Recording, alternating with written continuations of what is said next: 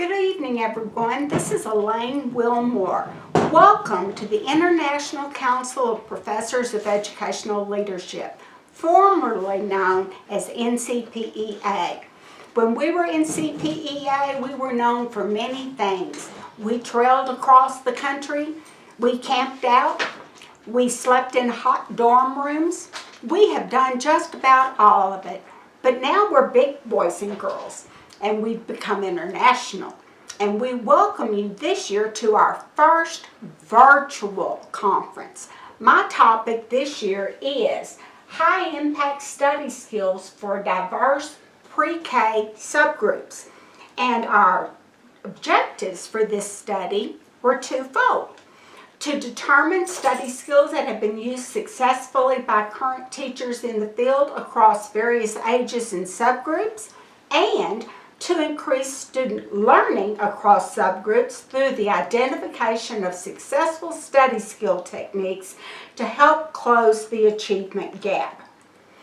From there, what we did was take 10 school districts in Northeast Texas, and with the permission of their superintendents, we administered surveys through, actually we had the principals administer surveys to teachers in faculty meetings of different study skills that they had used in their own classrooms to determine what was successful as a study skill. So they were asked to just simply write them down. No particular format, just write them down if they had used them and they were successful. If they had used them and they were not successful, don't write them down at all. Later, they turned them in to the principal. They did not have to sign them, and the principal subsequently turned them in to me. Second, Group B, or Set B, was exactly the same, except we did not use an actual faculty meeting. We used SurveyMonkey, sent the same survey out to 10 additional school districts. In both sets, it was 3 elementary schools, 4 middle or intermediate schools, and 3 high schools. We sent the same survey out through SurveyMonkey. It came back to me and I tabulated the results. The purpose was to see would there be anything different in the results from the face-to-face group or the SurveyMonkey group, and there were not. A successful study skill was a successful study skill. Going on from there, we looked at the results, which is what I just said, and the results matched between the two groups. So I also went ahead then to, those results showed that the things that came through the most, according to the teachers in these groups, were small group study sessions instead of big group study sessions. It was more effective to put students in small groups, to let students have practice tests before the real test, to adapt for different learning styles. Some students are kinesthetic learners, some students are visual learners, some students are oral learners. There's all kinds of different learners, but it's our job as teachers to adapt for that with the students. And study spaces. Some students like to have a little private space of their own to work in, where others prefer to work in a group. You just have to adapt for each group, each student. Then, collaborative learning was successful with many of the subgroups, and we'll be talking about that some more. The same for project-based learning. It was important across all the subgroups to look at comprehension skills. Reading comprehension is a very strong, essential element for success in life. If you can't read and comprehend what you're reading, you're going to have difficulty throughout your lifetime. Then, setting goals, setting timelines, and having calendars for how to break down projects so that you'll be ready when the time comes for a test or when a project is due. Miscellaneous and other study skills related back from the teachers in the field included one-on-one instruction either before, during, or after school, tutorials with a parent or some other external person, study games. Teachers suggested using the internet for those that for content and age-appropriate activities, to teach mnemonics. I've always had trouble with that word, and acronyms, to be as hands-on as possible, to use as much positive reinforcement as possible instead of just staying on a child regardless of age or background. Be positive with them. Do what works for your students, even if some other teachers or some other people think you're odd. That doesn't matter, because it's all about the students and student success, not what people are saying about us. Teach students to believe in themselves, and then you believing in yourself as a teacher. Conclusion. The study of what actual teachers perceived as effective study skills for diverse groups of students utilized two different methods. The only distinction was method of delivery. Tabulation showed both groups of teachers recommending the same strategies and themes of study skills and potential delivery models. The conclusions do merit considerations for working with diverse students from pre-K through high school. Now we're going to go back up right here to the literature review, and I'm going to tell you some things that are quite interesting that I found in the literature. For the sake of time, I'm not always going to tell you who said what, but you'll know that they did. And if there's anyone that would like a copy of this paper themselves, you may email me. At the end of this presentation, my email address is shown, but if you want it right now, it's Elaine, E-L-A-I-N-E, at Elaine Wilmore, WILMORE.com. Okay, most students includes everything and everybody. The study skills research for all the students includes everything we've just discussed. But one of the things that came through the strongest was metacognition skills. It came through for all the groups, and it came through for all students as a whole. Another thing that came through was the, even for all students and across the subgroups too, was the extreme importance of vocabulary development and language development before the age of 3. Before the age of 3, students from poverty and students from homes whose first language is not English have a depravity of language skills. So in other words, they start out behind. That's the reason that so much emphasis is put on early childhood programs, where so much emphasis is put on language development skills. Young minds are like sponges. They can pick up so much from listening and being read to, doing musical activities that involve words and rhythm. Anything that goes on that includes sound and word is good. And the research also showed that just hearing other people talk on a wide variety of subjects around them is good also, because it stimulates their minds. Okay? On metacognition again, I wanted to say the definitions from Interest and Wagner in 2014 on that, or they suggest that students must actively engage with the information they are studying. They must pay attention, their attention must be sustained across time, and the students must frequently self-assess. Even the young ones, every so often you should stop them. Well, actually, frequently, the younger they are, the more frequently you should stop and ask a question to make sure they're following and that they're on task.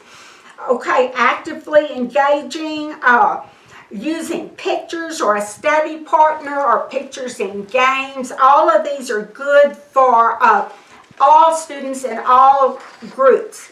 Then Interest and Wagner continued in their study about the importance of the written word, using cards to write a word, the definition of it, draw a picture of it, and then on the back of the card, make a sentence using the word.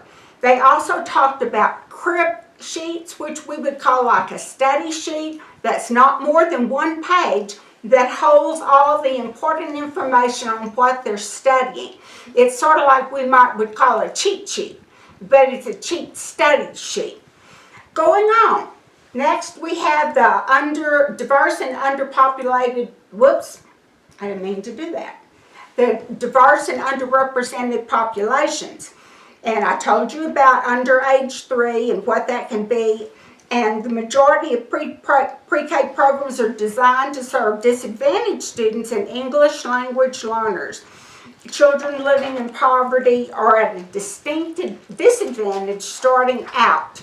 African American students have the cultural issues involved, and they have some biases that are built in that they have nothing to do with, such as culturally insensitivity from their teachers and others, racially biased assessments, disciplinary actions, as well as numerous other barriers to academic success, including poverty, discrimination, and being in low-performing schools. And all of that has been documented by Arcea in 2007, McElderry and Ching in 2014, Diamond and Gomez in 1997, and on and on and on. The last part of this is that African American students really need help in comprehension skills and understanding all of the factors that go into reading comprehension.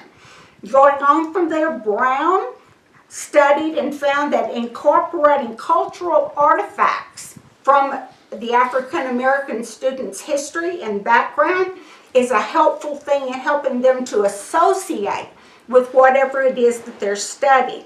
Collaborative learning also is very good for them. The studies of Sulo and Thomas and Gale in 2008 showed that minority students often group up with each other and don't always want to mingle with other subgroups. So collaborative learning is a good way for the teacher to mix the students up in groups that are not all homogeneous, to make them heterogeneous so that every student has a role and has a part and gets them out of their comfort zone of just associating with students most like themselves. Okay, next, students study skills that are effective with English language learners. One of the main issues that came from that is how these students are going to stay behind and struggle academically until they can come up to par on learning the English language. Because as long as they are struggling with not being able to listen and speak and understand in English, they're going to have trouble comprehending when the teacher is teaching in English. This is the primary focus of bilingual programs, where a teacher will often teach in 2 languages. There's a growth across the United States of programs where all students, not just English language learners, will spend half a day in one language and half a day in another. So, for example, half a day learning in English, everybody learning in English, and the other half of the day learning, say, Spanish. And so part of their subjects would be in one language and part of the day would be in another language. And this is called deliberate practice because they're all benefiting from working together in 2 languages. The goal of this is for the whole class to be learning 2 languages. Another thing that's helpful for English language learning is what we used to call choral reading, when the whole class is reading together at the same time, so we all would be reading a story out loud at the same time, and that helps the English language learner to stay up with the others because they can hear what they're reading and see with their eyes what it is, even though they may not know all the words themselves. Okay, another strategy with English language learners is a paired learning, where two students are put together to learn together, one being an ESL learner and another one being a very fluent reader. Put them together and they learn together. Next up is learning to break down words into syllables so that they can learn what see what the root word is and help them learn what the root word means, so then they can add a prefix or a suffix and learn what the word means in its totality. Okay? They talked about acronyms. They talked about specific vocabulary instruction. I don't know if you can remember back in the day when we used to have actual vocabulary lists where we studied specific vocabulary words each week. And that's suggested here with ESL learners, that we give them vocabulary words to study and use. Don't just give them to study. Use those words and use these activities. Use them in games. Use them in choral reading. Use them in whole group reading. Use them in everything you do until they get quasi-familiar, hopefully real familiar, but we'll take quasi, in learning about these vocabulary words and then move on. Like accelerated learning, and give them another set and go from that all year long. Okay, interpreted test answers and giving them extra time to work on an assignment is recommended because they will process slower when they're interpreting as they go.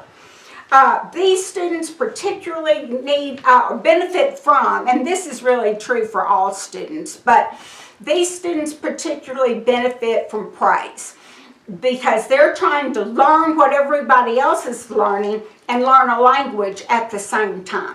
So they really benefit from praise, even if it's just a little bit of learning, to praise them for it because they have further to go than everyone else. Next, what do we do for study skills for special needs students? Students that have a learning disability or even a physical disability, but they're in the mainstream class. So we're not talking necessarily about what's going on in a resource room or anything like that. But in the regular classroom, they struggle particularly with organizational skills. And this is also commonly true with middle school students who people tend to think of as more mature than they really are. And then again with high school students, where people tend to think of them as more organized than they really are. And that becomes self-evident when they become freshmen in college and are not organized at all, not ready for the new game in town. So with special needs students, as many things as possible as the teachers can do to help them be organized, to help them color code things, to help them graphically organize things, to help them to set goals and break projects down into small fragments and set goals and timelines for each little piece all the way through, from the beginning to the end of a task, to show them a rubric so they can self-assess themselves on, have I done this? What was I supposed to do as part of this assignment? Have I done this? What was I supposed to do as part of this assignment? Oh, I didn't quite do that. Let me go back and fix it. And train them to do this all the way through with all of their assignments. And be encouraging to them formatively rather than just summatively, so that they can correct as they go. Okay? Students with Asperger's syndrome should closely follow a routine. And this is true really with all learning disabled students, but particularly with Asperger's syndromes. They need a routine and to stick with it every single day. Don't deviate, because that throws them off their schedule and it throws everything out of whack, and then you'll spend more time getting them back on track. Our daughter works as an instructional aide in a school, and she has talked to us numerous times about students who, if the bus schedule is off, they're off. If the lunch schedule is off, they're off. If the PE schedule is off, they're off. And she's just giving voice to exactly what the literature is telling us. Okay? Gifted and talented students. Approximately 6 to 10% of all the students in school, from pre-K through 12, are identified as gifted and talented. So therefore, chances are teachers are going to have some, maybe not a ton, but they're going to encounter some gifted and talented students in their classroom. These students can be a challenge because they catch on quick. So what are you going to do about it? You're not going to just give them more worksheets and bore them to death, and then they become discipline problems because they're bored. What you want to do is enrich for them. Enrich all of the things that they're studying. Give them individual projects to work on, things that they're interested in related to the goals of what the whole class is working on. Now, 5 suggestions from Adams in 2015 that are important for gifted learners are: 1, build community in the classroom so the students feel like they belong. Number 2, assess often and be ready for enrichment. Always be over-prepared for enrichment with gifted and talented students. 3, maximize to the most possible extent, because gifted and talented students often have a way of taking charge of their own learning, and you want to make sure it's in the right direction. Number 4, honor their interests. Allow them to explore and investigate their interests independently. And number 5, involve their parents. Encourage them to work with their child and get involved with the school. The teachers can provide things, more enrichment to send home with the children for the parents so that they can work together as a family and make games out of it. The idea is to take them as far as possible. Not to say, oh, they're the smart kids. They're going to get it on their own. But to take them as far as possible. Remember, some students may be A students and not be gifted and talented. They may be really hard workers. Okay, next, study skills that are effective with early childhood learners. They have very much in common with the low poverty and the African American students when it comes to language development. This is the time to flood them with language opportunities. Read to them, sing with them, play games with them, show them educational videos, saturate them with language just as much as possible. Teach them as much language as you can. It's impossible to saturate them too much with language. And as I said before, their minds are young and they're rapidly picking this up. And that's why the early childhood years are so important, because this is their way of catching up what they didn't already have. So really focus hard on language in a language-rich environment. Remember the alphabet, because it's the foundation for learning to read and to write. Study, it says that Christ and Wayne in 2010 said that children from low-income families around the age of 3 were found to have 600 fewer words than families with higher incomes. So what we need to do is to make up those 600 words, or however many that we can. Young children are adept at learning new words. They acquire these words from all sorts of sources, so use your imagination. Then, study skills that are effective with elementary and intermediate students. please.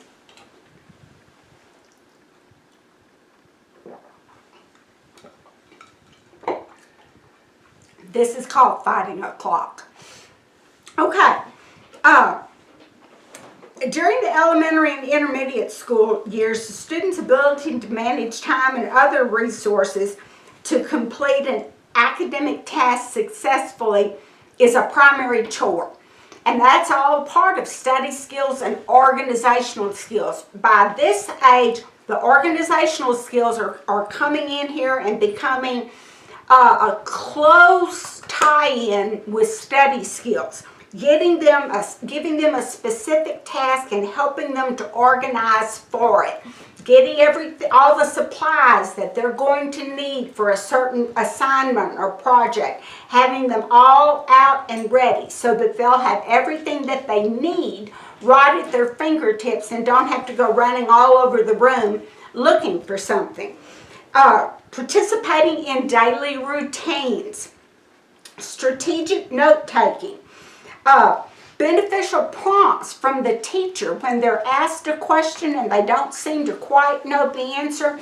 Giving them an encouraging prompt along the way orally also helps them as they continue to work on their language development and their reading skills. Teaching them at this age now to take notes. And that's not easy for students that are clueless as to that. Some students seem to intrinsically know what to write down and what not to write down, but not all students do. So teaching them a format for note-taking, there are many. Different teachers prefer different ones. I do a lot of test preparation in the state of Texas to prepare graduate students for our state certification exams, particularly for principals. And I always tell them at the beginning of the day, take notes. And I give them a large handout, but I tell them, take notes. If there is and relax. I'm going to tell you what you need to know. If there is something specific that I want you to remember, I'll tell you, write this down. And then you can relax and know that you're not going to miss anything important because I'm going to tell you, this is especially important. Write this down. And you can see heads start to go up and down because they're thinking, okay, she's going to tell me what's important. I don't have to worry about differentiating about what is and what isn't, because frankly, all of it is. But I tell them how much time they have, what's important. I've been notified I have 3 minutes, so I'm really going to pick it up here. Middle school students, this is where teachers and adults tend to think that they're more organized than they are. And any of you that have ever worked with middle school students know that that's the truth. Girls often are playing with Barbie dolls one day and pregnant the next. You just never know what you're going to get in middle school. You either love them or hate them. I loved them. When I was a middle school principal, I loved them. But not everybody's that way. You have to help them, though, with their organizational skills because they're a little bit everywhere all the time. So really keep them motivated, keep them on task, and keep them organized. Use visual cues, modeling, repeating and reinforcing instructions, and eliminating misunderstandings for them. And I'm just going to have to move on.